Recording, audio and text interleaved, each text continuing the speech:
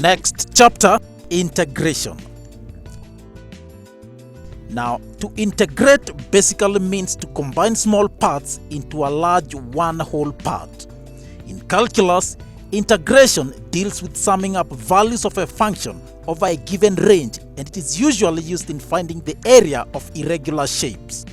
In fact, integration is simply the reverse of differentiation. And speaking of differentiation, let's look at that for a while.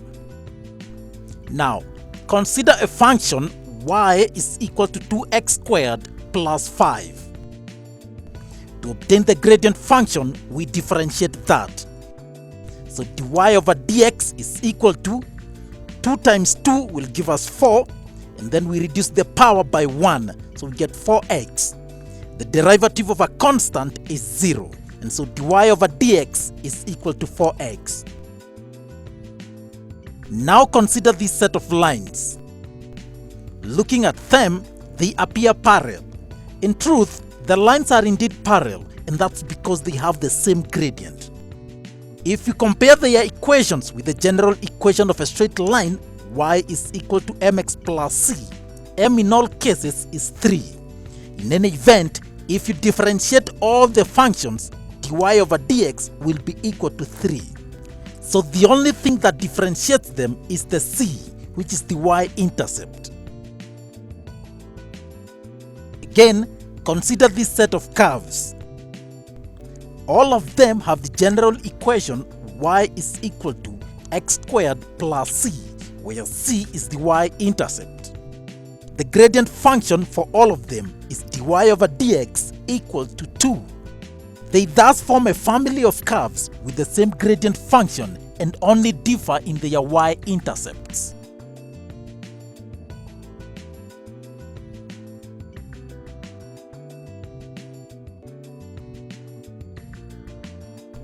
Very well, now we look at reverse differentiation. Now, in differentiation, we obtained the gradient function from the equation of a curve. Given the gradient function, we can reverse the process and obtain the equation of the curve. This is called reverse differentiation or integration. Consider equation y is equal to x to power 4 plus 1. 1 is a constant and can actually be any number. In differentiation, dy over dx will be equal to, we multiply x by its power so that we have 4x. And then we subtract 1 from the power. 4 minus 1 will be equal to 3. If we differentiate a constant, we get 0. And so dy over dx will be equal to 4x cubed. Now, suppose we are given this 4x cubed. We need to go back to the equation y is equal to x to power 4 plus 1. We simply reverse the two steps. So y will be equal to, the second step in differentiation was subtracting 1 from the power. And so the first step in integration will be adding 1 to the power. So we shall have 3 plus 1, which gives us 4. And so we shall have 4x to power 4. The first step in differentiation was multiplying x by its power. And so the last step in integration will be dividing x by its power. And so we shall have 4x to power 4 divided by 4, the new power. And so we shall have x raised to power 4. However, we had 1. How do we get it back? There is no way to know what number was there, but in any integration process, we always assume there was a constant, and so we add a c. This is called the constant of integration.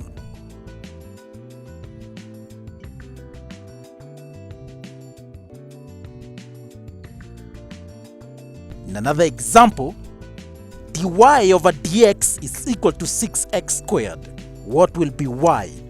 We integrate 6x squared. And so y is equal to, add 1 to the power, and we shall get 2 plus 1 is equal to 3. So we have 6x to power 3. And then we divide the whole function by the new power. 6x to power 3 divided by 3 will give us 2x to power 3. And then we add c.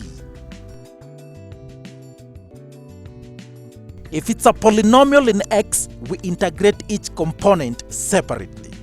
For example, dy over dx is equal to 4x to power 4 plus 3x squared minus 4x. To get y, we integrate that polynomial. So y is equal to 4x to power 4. If we integrate, we add 1 to 4, we get 5, and then we divide it whole by the new power 5. So we have 4x to power 5 over 5 plus 3x squared. When we integrate, we add 1 to 2 and we get 3. We divide the whole of that by the new power 3. So we have 3x cubed over 3. And then 4x. X is raised to power 1. So we add 1 and we get 4x squared. And then we divide it by the new power 2. So we have 4x squared over 2. And then we add c. If we simplify that, we shall get 4 over 5x to power 5 plus x cubed minus 2x squared plus c. Another example, dy over dx is equal to 7x to power 4 plus 2x cubed minus a third x squared plus x. We integrate each of the component of that polynomial. 7x raised to power 4, if we integrate that, we shall get 7x raised to power 5 over 5 plus 2x raised to power 3, if we integrate we get 2x to power 4 over 4 minus a third x squared. If we integrate, we shall get a third x to power 3, everything divided by 3, and then plus x raised to power 1. When we integrate, we get x squared over 2, and then we add c. You simplify that and we get 7 over 5x raised to power 5 plus 1 over 2x raised to power 4 minus 1 over 9x cubed plus 1 over 2x squared plus c. And finally, what if we had a constant? For example, dy over dx is equal to 4.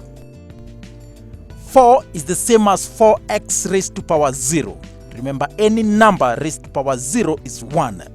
And so to integrate, we add 0 plus 1 and we get 1. We divide by that and we get 4x over 1, and then we add c. And so that will give us y is equal to 4x plus c.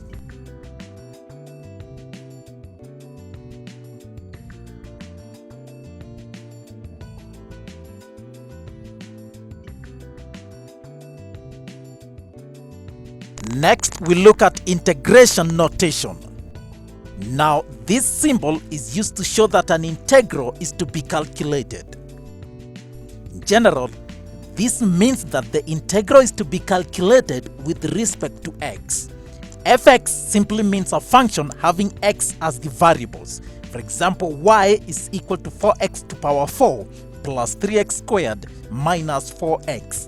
And because y is equal to 4x to power 4 plus 3x squared minus 4x, you can actually replace fx with y. But in almost every equation, we will have fx. If the variables were y, then we would have fy. And so this means the integral of 2x to power 4 with respect to x. This means integral of t cubed with respect to t. The function to be integrated is called the integrand, and the outcome is called the integral. In this case, 2x to power 4 and t cubed are the integrands. In differentiation, we say the derivative of. In integration, we say the integral of. And so if dy over dx is equal to a, then the integral of a with respect to x will be equal to y. For example, if y is equal to x to power 4 plus 5, then dy over dx will be equal to 4x cubed. And therefore, the integral of 4x raised to power 3 with respect to x will be equal to x to power 4 plus c, which is also equal to y. Let's take an example. Integrate each of the following: 1, x squared minus 3x plus 1, and x plus 1 squared. In the solution for the first one, we write it in the conventional way. The integral of x squared minus 3x plus 1 with respect to x will be equal to a third x cubed minus 3 over 2x squared plus x plus c. The second one, we expand first. That will give us x squared plus 2x plus 1. So we find the integral of x squared plus 2x plus 1 with respect to x. That will give us a third x cubed plus x squared plus x plus c.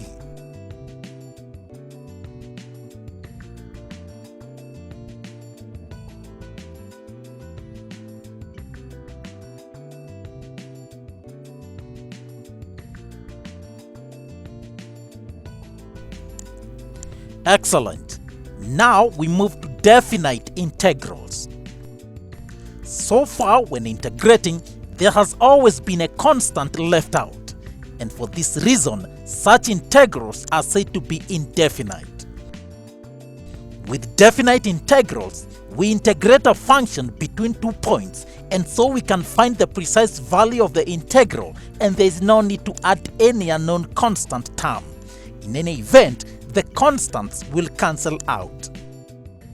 For example, the integral of x plus 3x squared with respect to x, but then we have a superscript 8 and a subscript 4 on the integration symbol. This means the integral of x plus 3x squared with respect to x between x is equal to 4 and x is equal to 8, where 4 is called the lower limit and 8 the upper limit. To work this out, we proceed as follows. We find the integral and then write the limits with the square bracket. So the integral of x plus 3x squared will be x squared over 2 plus x cubed plus c.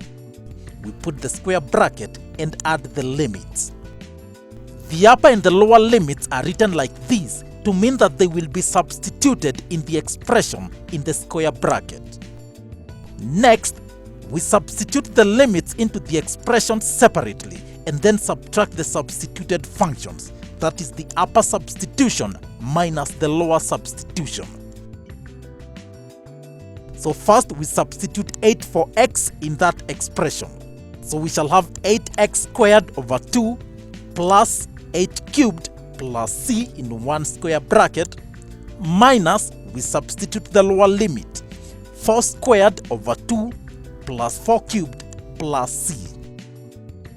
We work that out and we shall get 32 plus 512 plus c in one bracket minus 8 plus 64 plus c. We continue, we shall have 544 plus c minus 72 minus c, and that will give us 472. You notice that the integration constants disappear with definite integrals, and so you don't have to write them.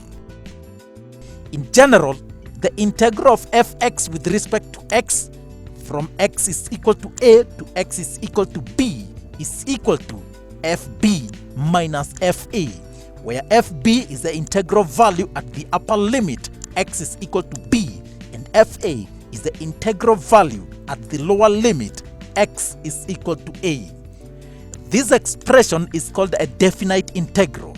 It does not involve the constant of integration, and it gives us a definite value that is a number at the end of the calculation.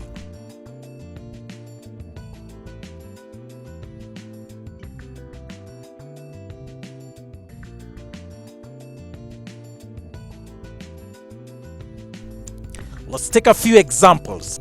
First one, evaluate the integral of 3x squared plus 4x plus 1 with respect to x from x is equal to 1 to x is equal to 5.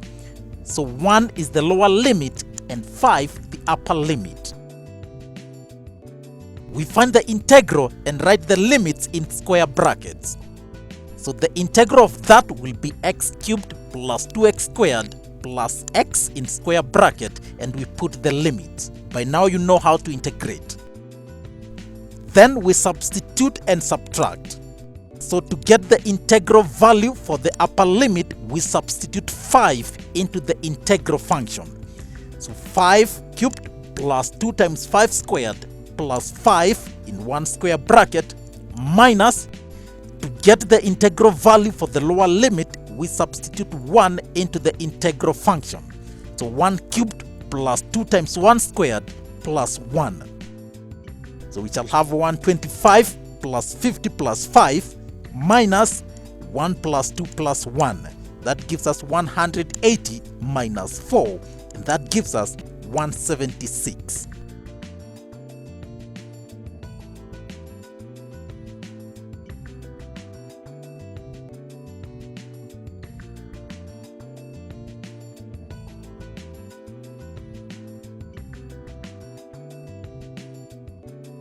A more complicated one, evaluate the integral of 2x plus 3 root x with respect to x from x is equal to 4 to x is equal to 9. In our solution, the square root of a number is the same as the number to power a half. So rewriting that, we shall get the integral of 2x plus 3x to power half with respect to x from x is equal to 4 to x is equal to 9.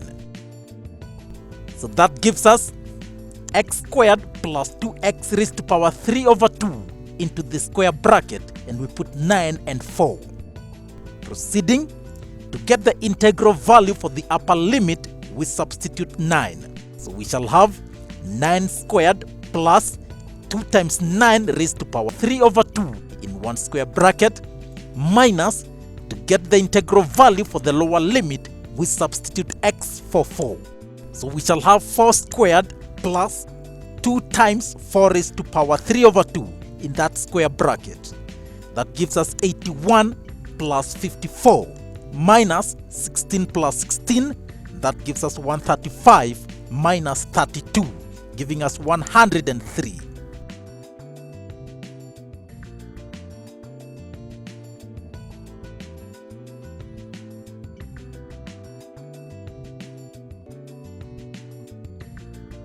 Last example, evaluate the integral of 5 plus 6 over x to power 4 with respect to x from x is equal to 1.2 to x is equal to 1.6.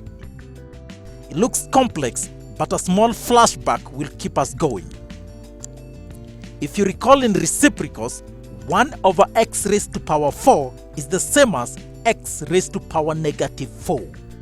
And therefore, 6 over x to power 4 can be written as 6x raised to power negative 4.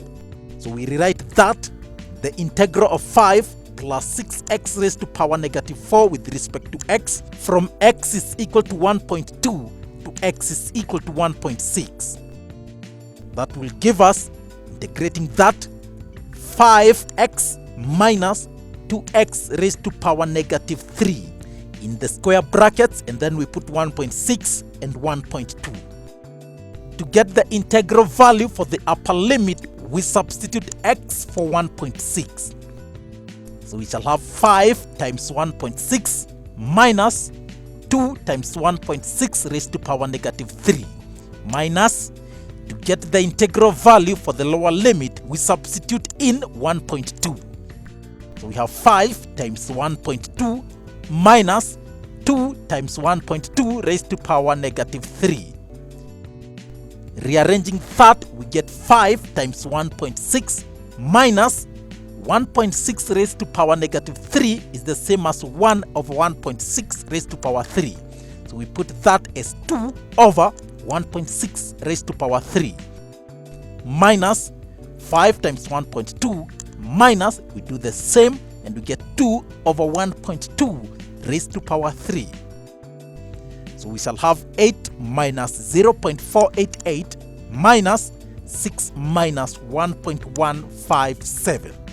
That gives us 7.512 minus 4.843, giving us 2.669.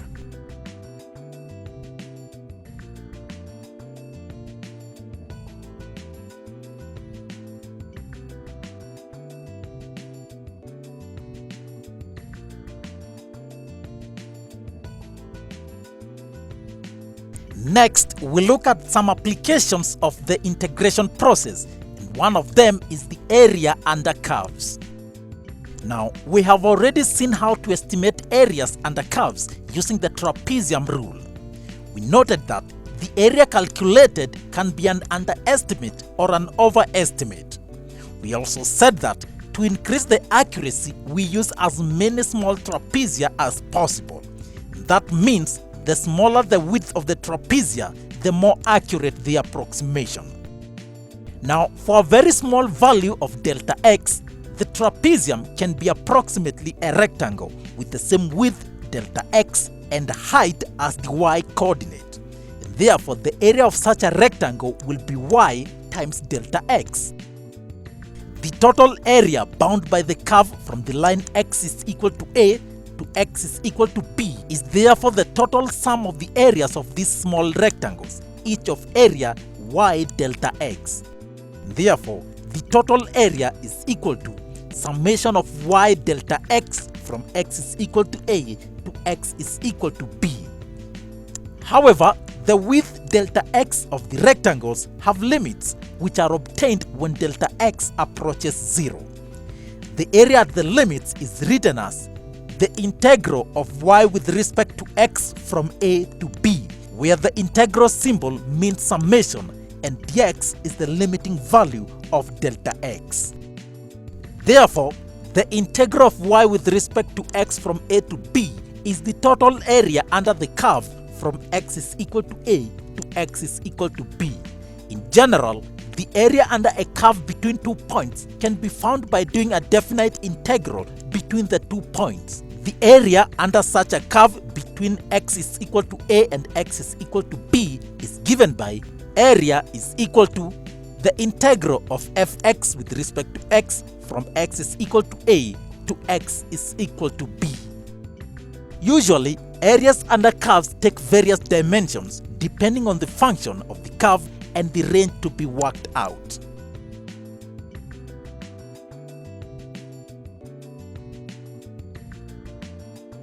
Type 1, area which is entirely above the x-axis. Now if you look at this curve, y is equal to fx is entirely above the x-axis. In such cases, we find the area by simply finding the integral. For example, find the area bound by this curve y is equal to x squared plus 2, the x-axis, the line x is equal to 1 and x is equal to 2.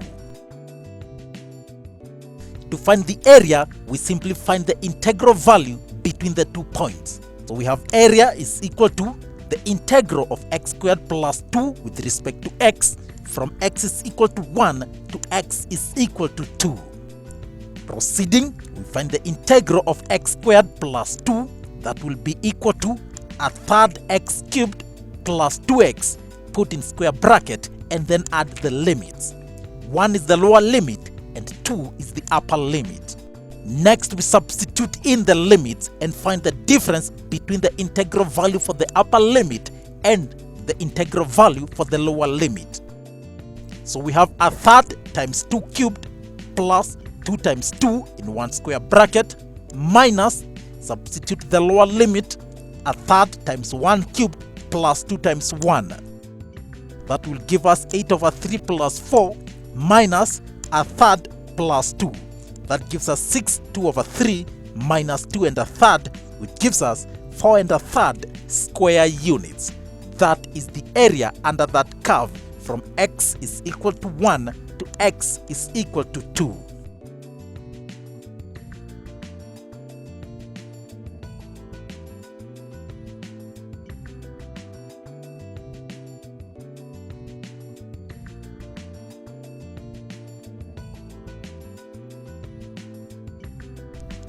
second type, type 2, area which is entirely below the x-axis. Now in this case, the integral gives a negative number, but since area cannot be a negative, we often take the absolute value. In other words, we ignore the negative sign in the answer. Therefore, area will be equal to the absolute value of the integral of fx with respect to x from x is equal to a to x is equal to b. For example, find the area bound by the curve y is equal to x squared minus 4, the x-axis, and the lines x is equal to -1 and x is equal to -2. So area is equal to the absolute value for the integral of x squared minus 4 with respect to x from x is equal to -1 to x is equal to 2. If we integrate that, we get a third x cubed minus 4x put in square bracket and then put the limits 2 and -1, and then we need the absolute values. That gives us, to get the definite integral, we substitute in the limits and then subtract the upper substitution minus the lower substitution. So we have a third times 2 cubed minus 4 times 2 in one bracket minus a third times minus 1 cubed minus 4 times minus 1.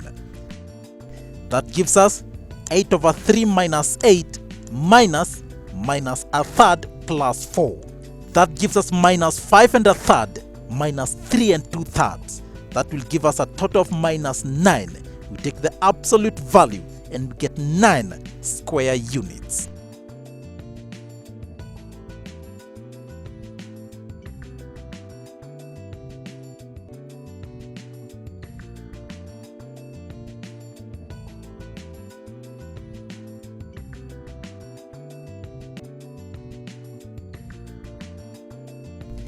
Type 3, area that is partly above the x-axis and partly below the x-axis. In this case, we have to sum up the individual parts, remembering to take the absolute value for the section below the x-axis, that is from x is equal to a to x is equal to c. In other words, the integral is calculated in two parts. If you calculate directly from x is equal to a to x is equal to b in one bit, it would be wrong. So area is equal to the absolute integral value for fx with respect to x from a to c plus the integral of fx with respect to x from c to b. If you don't do this, the negative area will be subtracted from the positive area. For example, what is the area bound by the curve y is equal to x cubed, the x-axis, the line x is equal to -2 and x is equal to 1. Now, the portion 3 over 2 is equal to -2 and x is equal to 0 is below the x-axis, and so we take an absolute value for its area. Total area will be equal to area 1 plus area 2. That is equal to the absolute integral value of x cubed with respect to x from -2 to 0 plus the integral of x cubed with respect to x from x is equal to 0 to x is equal to 1. Notice how the upper and the lower limits are structured. If we integrate that, we get a quarter x raised to power 4. We put in square brackets and then put the limits. 0 is the upper limit and -2 the lower limit for the absolute section below the x-axis. Then plus the area above the x-axis, we shall get a quarter x to power 4, and then the limits are from 0 to 1. Now, to get the integral values for each section, we substitute the upper substitution minus the lower substitution. For the absolute section, we shall have the upper limit is 0. If we substitute in that integral, we shall have a quarter times 0 raised to power 4, which is basically 0, minus substitute the lower limit, a quarter times -2 raised to power 4, and then plus the area above the x-axis.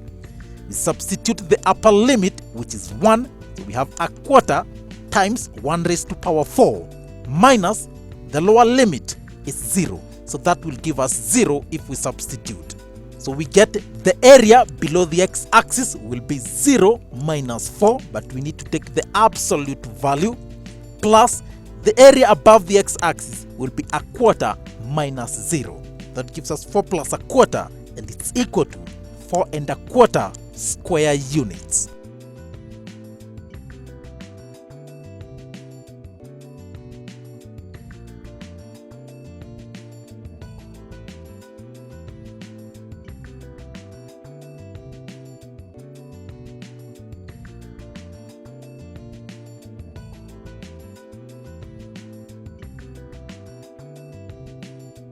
Now, so far in all the 3 types of questions, we are working on the area bound by the curve and the x-axis. And so to say, we are effectively finding the area by horizontally adding the areas of the rectangles with width dx and heights y, which we find by substituting values of x into the function.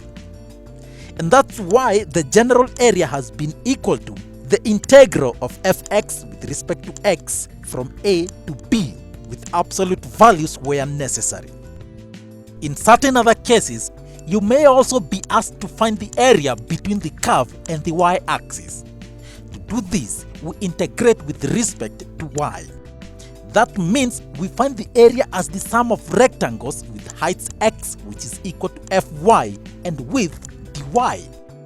If we are given y is equal to fx, then we need to re-express this as x is equal to fy, and we need to sum from bottom to top. For example, find the area bound by the curve y is equal to root x minus 1, the y-axis. The line y is equal to 1 and y is equal to 5. In this case, we express x in terms of y. We have y is equal to root x minus 1. We square both sides and we end up with y squared is equal to x minus 1. If we rearrange that, x is equal to y squared plus 1. And so the area will be equal to the integral of y squared plus 1 with respect to y, from y is equal to 1 to y is equal to 5. If we integrate that, we get a third y cubed plus y, put the square brackets, and then put the limits 1 and 5. To find the integral values, we substitute in the upper limit and the lower limit into the integral and then subtract them.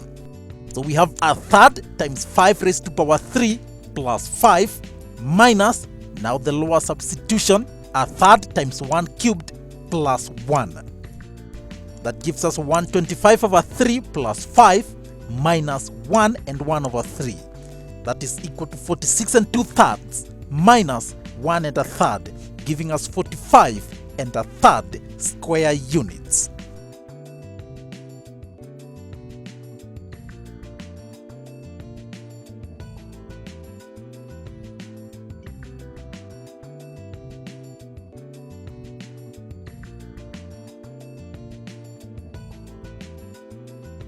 Next, area between two curves. Now, consider two graphs y1 equal to f1x and y2 equal to f2x. We want to find the area between the two curves, and the lines x is equal to a and x is equal to b. Think about it this way. The area between the curve y2, the x-axis, and the lines x is equal to a and x is equal to b is given by area 2 equal to the integral of y2 with respect to x from a to b. Similarly, the area between the curve y1, the x-axis, the lines x is equal to a and x is equal to b will be given by area 1 equal to the integral of y1 with respect to x from a to b. Therefore, the area between the two curves from a to b will be given by area 2 minus area 1, which is the integral of y2 with respect to x minus the integral of y1 with respect to x, both from A to B. This can be achieved in one step by having area is equal to the integral of y2 minus y1 with respect to x from x is equal to A to x is equal to B. Another way of deriving this formula is this.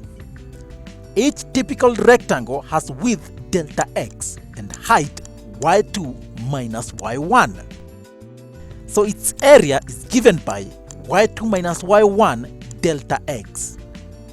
Adding all the typical rectangles from A to B, the area will be the summation of y2 minus y1 delta x from x is equal to A to x is equal to B. If delta x approaches 0, it becomes dx and we can integrate. And so area is equal to the integral of y2 minus y1 with respect to x from x is equal to A to x is equal to B.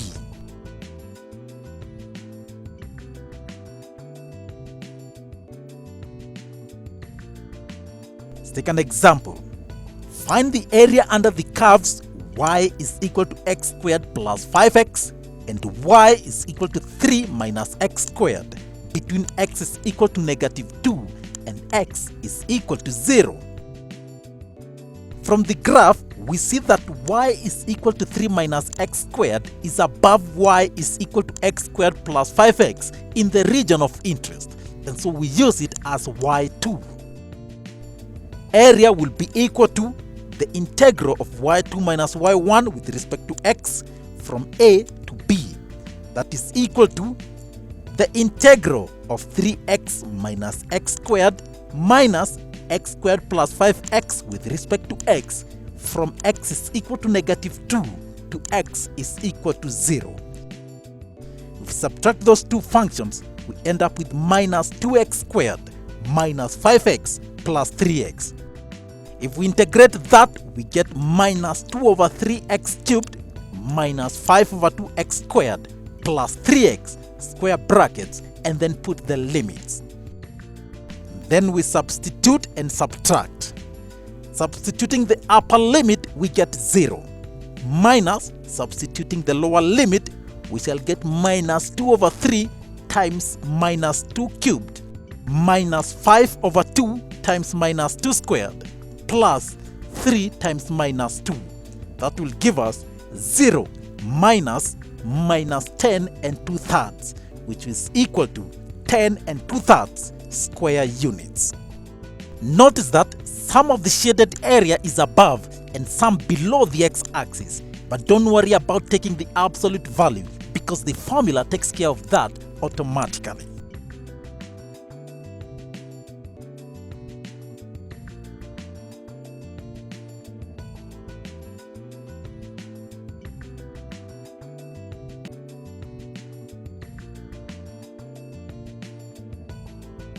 Sometimes you may be given two intersecting curves but not the coordinates at the points of intersection. In such cases, we solve the two equations simultaneously and find the points of intersection. For example, find the shaded area bounded by the curves y is equal to x squared plus 5x and y is equal to 3 minus x squared. We know that area is equal to the integral of y2 minus y1 with respect to x from x is equal to A to x is equal to B. But first, we need to find the values of A and B where the curves are intersecting. This is simple. The points of intersection occur where the two curves are equal. So we equate the two functions. X squared plus 5x is equal to 3 minus x squared. Solving that, we get 2x squared plus 5x minus 3 is equal to 0. We solve the quadratic equations. Two numbers, when we add, we get 5. When we multiply, we get minus 6. Those numbers are 6 and minus 1. Rewriting that, we get 2x squared plus 6x minus x minus 3 is equal to 0. Factorizing, we get 2x into x plus 3 minus 1 into x plus 3. Proceeding, 2x minus 1 times x plus 3 is equal to 0. And if we solve that, x is equal to minus 3 and x is equal to 0.5. And so the curves intersect at x is equal to minus 3 and x is equal to 0.5. So A is minus 3, B is 0.5. Having that, we can now proceed.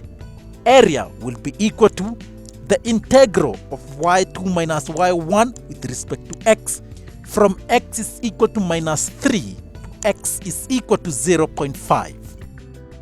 Proceeding, we subtract the 2.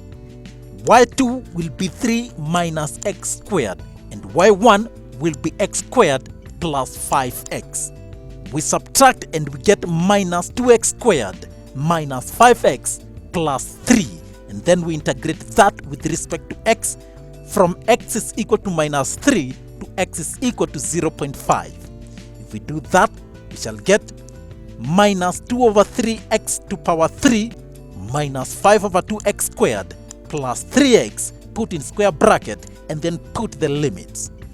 So we subtract the upper limit substitution minus the lower limit substitution.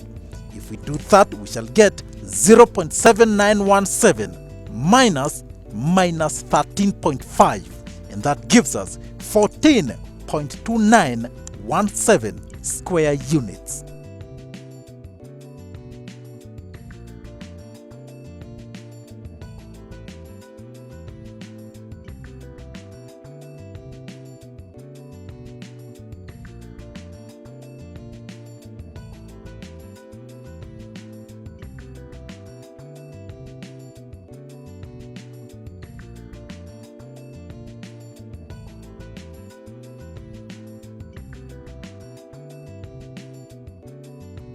Finally, integration in kinematics. Now, a very useful application of calculus is displacement, velocity, and acceleration. Recall that in differentiation, we could find an expression for velocity if we differentiate the expression for displacement. Equally, we could find an expression for acceleration if we differentiate the expression for velocity. That is, velocity v is equal to ds over dt, and acceleration a is equal to dv over dt, which is equal to d squared s over dt squared. Now integration is the reverse of differentiation. It means that if we integrate an expression for acceleration, we get an expression for velocity. Integrate the expression for velocity and we get an expression for displacement. That is, v is equal to the integral of a with respect to time, and displacement is equal to the integral of velocity with respect to time. In fact, by doing a definite integral, we can find the exact displacement over a given time interval. For example, a car starts from rest at s is equal to 3 meters from the origin and has an acceleration of a is equal to 2t plus 5 meters per second squared at time t. Find the velocity and displacement of the car at t equals to 4 seconds. V is equal to the integral of a with respect to time, and therefore v will be equal to the integral of 2t plus 5 with respect to t.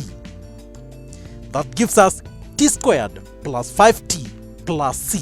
Notice that this is an indefinite integration.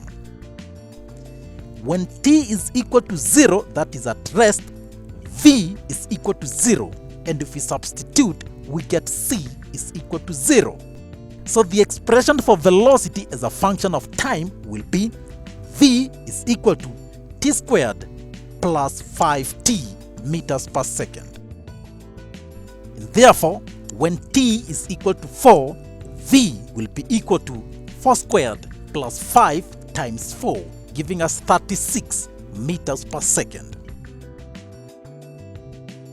Now displacement. S displacement is equal to the integral of v with respect to time. S, in this case, we integrate the expression for velocity integral of t squared plus 5t with respect to t.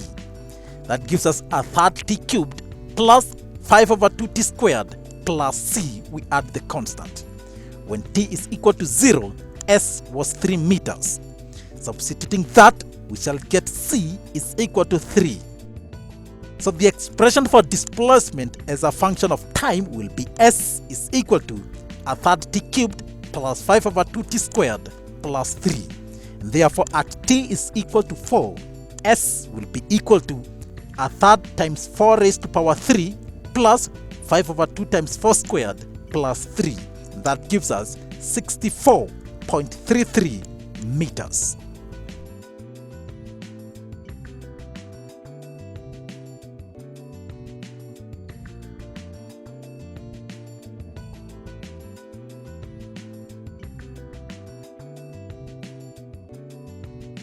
I think one of the problems with math is if you aren't strong in it, you end up with weak spots in the foundation. And so if you want to build on that, if you want to go in and major in it or to do honors in it, you really do need a solid foundation.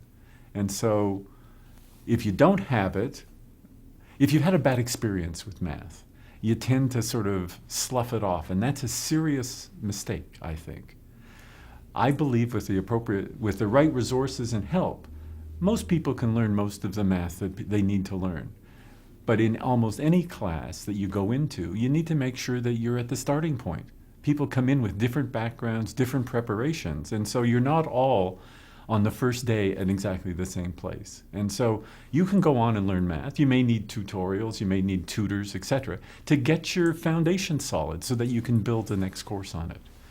But math is not so complicated that most people can't learn high school math and certainly the introductory courses in university.